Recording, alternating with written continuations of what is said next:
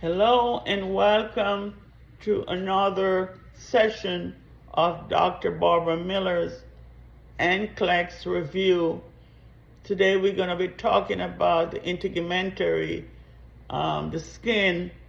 As you all know, the skin is the largest organ of the body.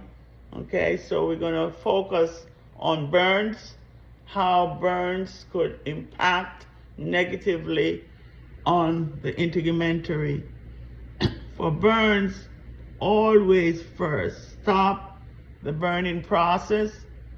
If minor burns, place the child in a horizontal position and roll in a blanket to extinguish the fire.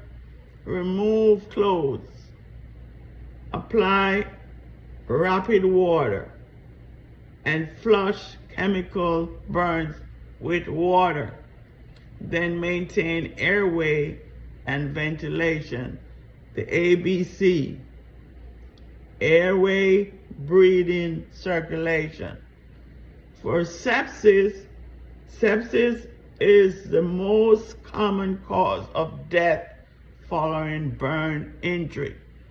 Just make a note of that, sepsis. Use surgical aseptic technique when dressing changes. Maintain protective environment.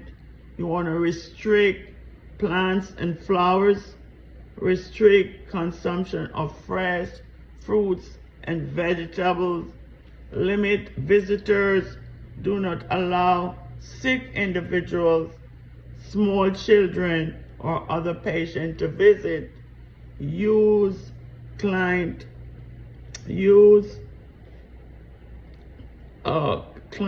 dedicated equipment, blood pressures, cough thermometers.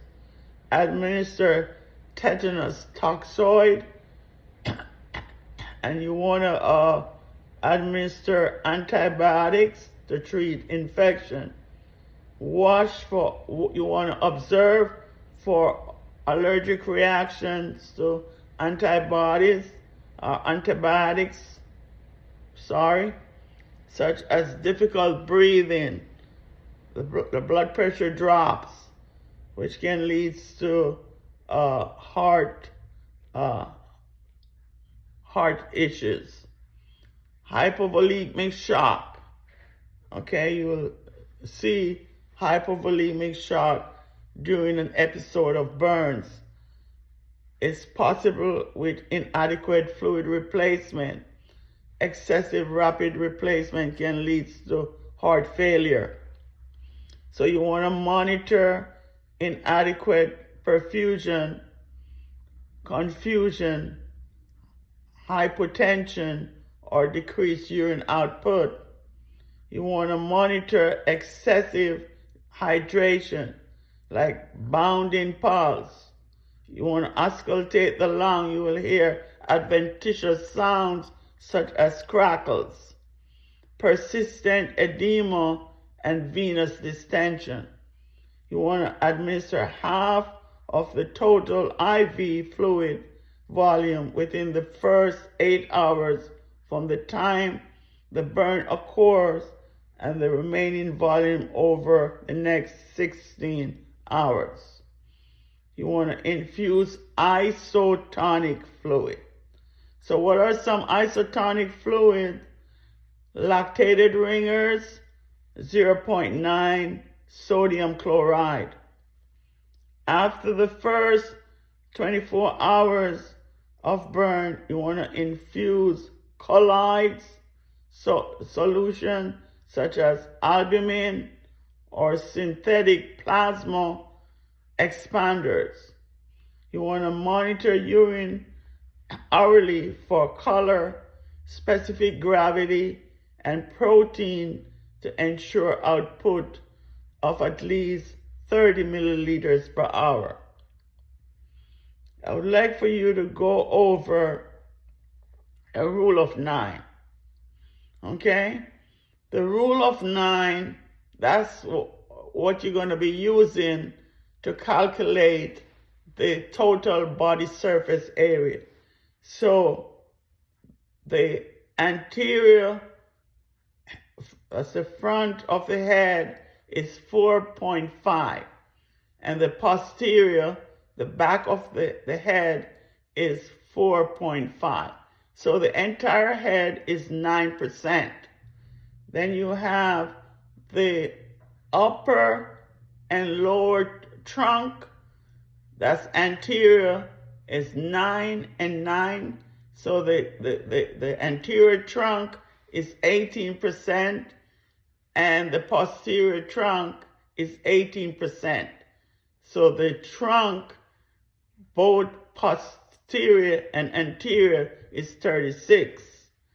Your arm, the anterior 4.5, 4.5. So each arm is 9%. Your private area is 1%, and the lower extremities, the anterior right is 9, and the anterior left is 9. So both right and left legs equal 18.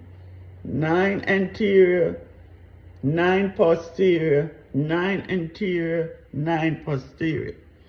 That's your total body surface area. So you're gonna, when you're calculating, is 4 milliliters of lactated ringers, also known as isotonic solution, times the total body surface area times the weight in kilogram. So the first thing that you're going to be doing, you're going to look at the patient weight and you want to divide by 2.2. 1 kilogram equal 2.2 pounds. Okay? And then you're going to multiply across after you convert the pounds to kilograms. You're going to times it across.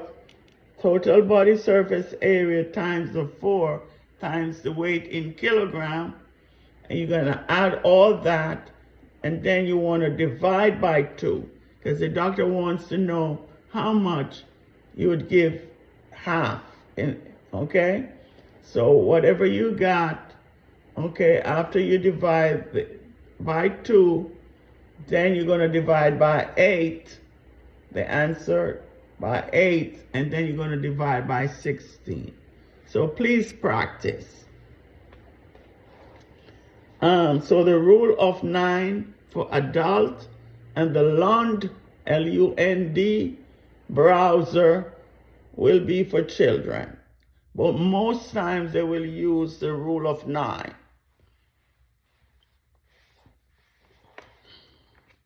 Treatment is silver nitrate solution, 0.5% for treatment, including a wet dressing, silver sulfadizine,